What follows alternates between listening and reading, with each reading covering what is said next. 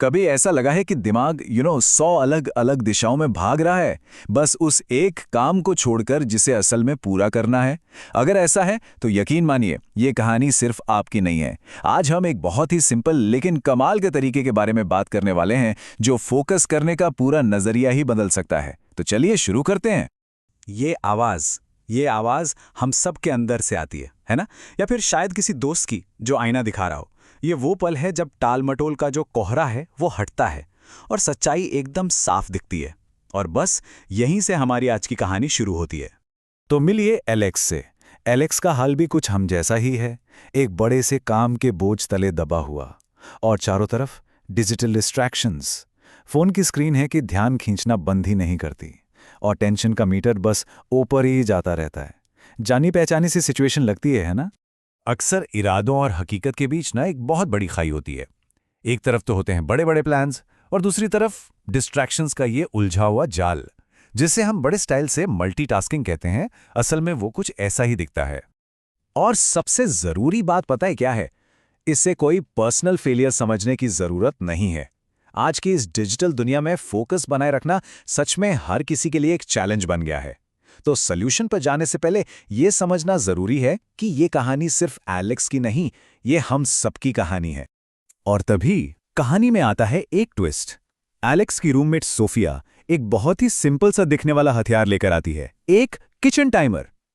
सोचिए, इस हाईटेक दुनिया में इतना सिंपल, इतना लो टेक सॉल्यूशन। कमाल है।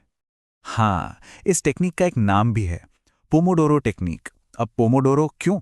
क्योंकि ये इटालियन में टमाटर को कहते हैं और इसे बनाने वाले ने टमाटर के शेप का किचन टाइमर यूज किया था। आइडिया बहुत ही सिंपल है। काम को छोटे छोटे फोकस्ड हिस्सों में तोड़ो और बीच में छोटे छोटे ब्रेक। इस टेक्निक की असली पावर पता है किसमें है? इसके एकदम सिंपल और स्ट्रिक्ट रूल्स में। कोई कॉम्प्लिकेटेड प्रोसेस नहीं, बस 4 सीधे साधे स्टेप्स हैं। तो क्या है ये नियम? तो ये हैं वो 4 रूल्स। रूल नंबर 1, एक बार में सिर्फ एक काम चुनो, मल्टीटास्किंग को कहो बाय बाय। दूसरा, टाइमर को 25 मिनट के लिए सेट करो और बस सिर्फ उसी काम पर फोकस। तीसरा, अगर कोई और ख्याल दिमाग में आए तो उसे बस एक कागज पर लिख लो और वापस काम पर लग जाओ। और चौथा, और ये सबसे इंपॉर्टेंट है, जैसे ही टाइमर बजे काम रोक दो, चाहे कुछ भी हो रहा हो। और एलेक्स की तरह ही शायद सबके मन में यही सवाल आएगा, बस 5 मिनट? यार 5 मिनट में तो एक अच्छा सा वीडियो भी नहीं मिलता। और ये सवाल बिल्कुल जायज है, लेकिन इस छोटे से ब्रेक के पीछे एक बहुत बड़ा साइकोलॉजिकल कारण है। यही तो पॉइंट है। ये छोटे ब्रेक सोशल मीडिया स्क्रॉल करने के लिए है ही नहीं, ये दिमाग के लिए एक रीसेट बटन जैसे हैं। बस थोड़ी देर के लिए काम से हटो ताकि ज्यादा फ्रेश और एनर्जेटिक होकर वापस आ सको।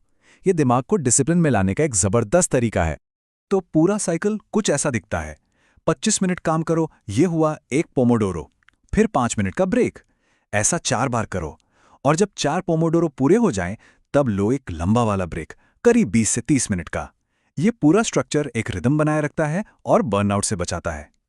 तो ये तो समझ आ गया कि ये कैसे काम करता है, पर असली सवाल तो ये है कि ये क्यों काम करता है।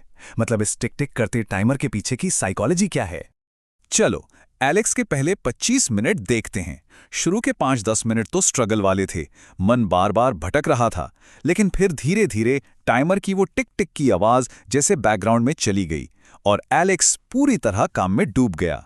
इसे ही कहते हैं फ्लो स्टेट, जब समय का, दुनिया का कोई होश नहीं रहता और बस जैसे ही वो अपने पीक फोकस पर था, डिंग, टाइमर बज गया। और ये शायद इस टेक्निक का सबसे मुश्किल लेकिन सबसे जरूरी रूल है।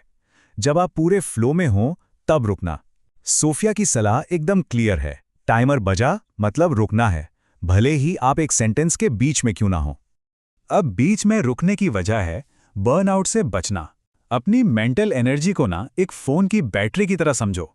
अगर उसे 0 तक ले जाओगे तो चार्ज होने में बहुत टाइम लगेगा। ये रूल पक्का करता है कि आपकी एनर्जी का लेवल कभी भी बहुत ज़्यादा डाउन ना हो। और इसके पीछे एक बहुत ही दिलचस्प साइकोलॉजिकल प्रिंसिपल काम करता है। इसे कहते हैं ज़िगैर्निक इफेक्ट।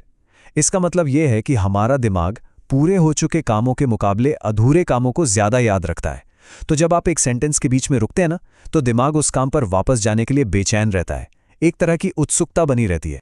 तो इन सारे रूल्स और इस पूरी साइकोलॉजी का असली रिजल्ट क्या निकला? चलो देखते हैं कि एलेक्स ने आखिर में क्या हासिल किया।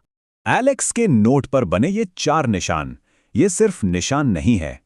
ये 4 पूरी तरह से फोकस्ड, बिना डिस्ट्रैक्शन वाले वर्क सेशंस का सबूत है। ये उसकी मेहनत का रिजल्ट है। और ये एक डबल विक्ट्री है। सिर्फ काम ही पूरा नहीं हुआ, बल्कि एलेक्स को ऐसा भी नहीं लग रहा था कि उसका दिमाग एकदम थक गया है। काम भी खत्म और मेंटल एनर्जी भी बची हुई। यही तो इस टेक्निक की असली खूबसूरती है। तो देखा कैसे एक सिंपल से किचन टाइमर ने एलेक्स के डिस्ट्रैक्शन को प्रोडक्टिविटी में बदल दिया। ये कहानी हमें सिखाती है कि कभी-कभी सबसे सिंपल सॉल्यूशन ही सबसे असरदार होते हैं। तो अब सवाल ये है, इस टेक्निक का इस्तेमाल करके वो पहला कौन सा बड़ा काम होगा जिस पर जीत हासिल की जाएगी?